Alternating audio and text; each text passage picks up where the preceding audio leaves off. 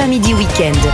12h30, 13h, Lénaïque Monnier. À la une également, le procès de l'attentat de la basilique de Nice qui s'ouvre demain à Paris devant la cour d'assises spécialement composée. Brahim Awissaoui, un Tunisien âgé aujourd'hui de 25 ans, sera dans le box des accusés. Opéré à 2 reprises, placé en réanimation, il affirme avoir perdu la mémoire. Mais pour l'accusation et les parties civiles, son acte a été prémédité.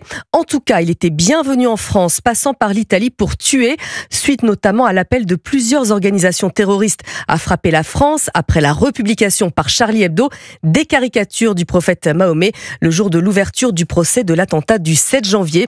Et c'est donc ainsi que le 29 octobre 2020, la basilique de Nice devenait le théâtre d'un acte autonome sanglant.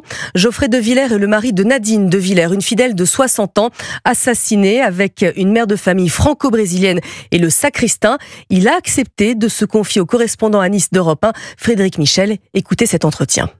Geoffrey de Villers, bonjour. Bonjour. Vous êtes l'époux de Nadine de Villers, assassiné avec 2 autres personnes dans l'attentat de la basilique Notre-Dame à Nice. L'accusé est dans le box. Le procès qui s'ouvre demain est une étape importante. C'est important, oui. Je pense malheureusement de lui, il n'y a pas grand-chose à attendre. C'est quelqu'un qui utilisait l'amnésie pour ne pas avouer son crime. Mais le procès en lui-même est important. C'est une étape cruciale. Psychologiquement aussi, c'est important de le voir, je pense, de lui parler. Je ne sais pas s'il va me répondre, mais moi je lui parlerai des choses que j'ai à lui dire.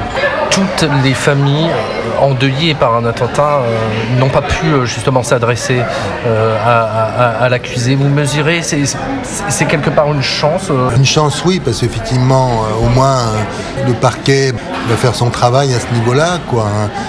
On aurait plus de chance si c'était pas quelqu'un de lâche, excusez-moi le terme.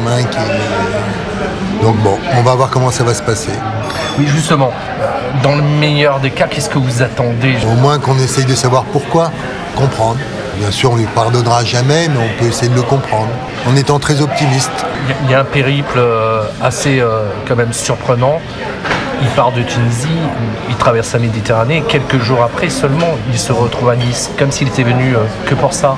Je sais pas, on peut appeler ça peut-être le destin aussi, parce qu'apparemment peut-être qu'il voulait aller sur Paris. C'est vraiment malheureusement mauvais moment, mauvais lieu, quoi. Aujourd'hui, vous le faites aussi pour votre épouse, tout à fait. Présent. Oui, tout à fait. C'est un devoir de mémoire. C'est important qu'on n'oublie pas nos 3 familles, Vincent, Simone et Nadine, quoi. C'était quelqu'un qui était rayonnant, qui aimait beaucoup les gens. C'est le destin qui a voulu qu'elle soit là au mauvais moment. Parce qu'on était tôt le matin et elle avait l'habitude de se rendre à la basilique. Vous habitez le quartier ? Oui, tout à fait. On est à 100 mètres de la basilique. Donc oui, régulièrement on y allait. Elle y allait ce matin-là. Elle avait rendez-vous pour des examens médicaux. Donc c'est pas étonnant qu'elle y soit passée, quoi. Elle avait cette petite habitude. Oui, tout à fait. Un petit cierge, une petite prière. C'est son espoir, quoi. Comment vous avez appris ce qui s'est passé ? Parce que vous habitez à 2 pas. Tout simplement en la télé le midi.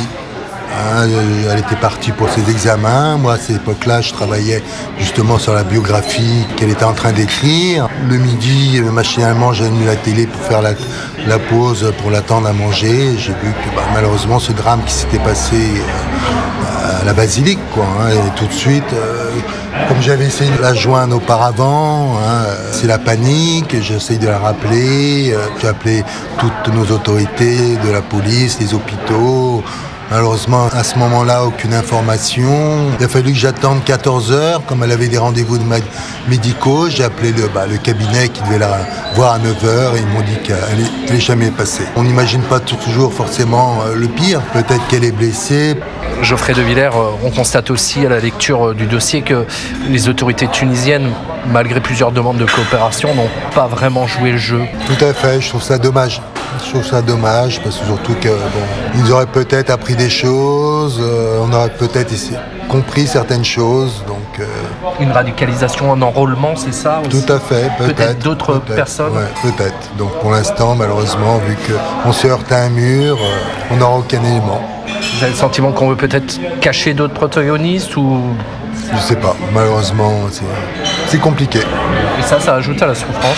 Tout à fait, parce que bon, j'estime que bon, ils sont aussi un petit peu responsables de leurs concitoyens, et puis bon, d'être ouvert d'esprit, d'être une coopération internationale, c'est utile pour tout le monde. Vous me disiez, ce procès, ça va permettre, évidemment pas de tourner la page, parce qu'on ne tourne pas. Non, on n'oublie pas, on ne peut pas oublier ce genre de choses là, mais c'est une étape cruciale, quoi. Pour la reconstruction aussi. Tout à fait. Vous avez vécu malheureusement le pire, et on le voit dans un monde totalement fou en ce moment. Il y a eu plusieurs autres attentats depuis. C'est toujours pour vous aussi une épreuve? C'est vrai que malheureusement cette haine, je pense qu'il y a une épreuve.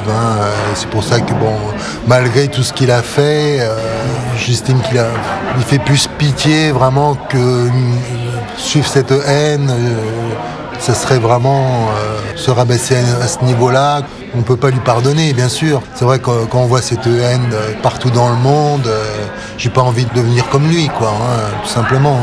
On voit ce qui se passe actuellement dans le monde, cette radicalisation surtout, quoi, qu'elle soit n'importe laquelle d'ailleurs, pas que l'islamisme, on la voit partout maintenant. Nadine, elle croyait en l'homme et elle croyait aussi en Dieu. Oui, tout à fait. Oui, elle croyait beaucoup dans l'humanité, quoi. Donc, bon, j'essaye d'y croire aussi. Geoffrey de Villers, merci. Merci à vous. Et merci à Frédéric Michel, correspondant d'Europe 1 à Nice, pour cet entretien.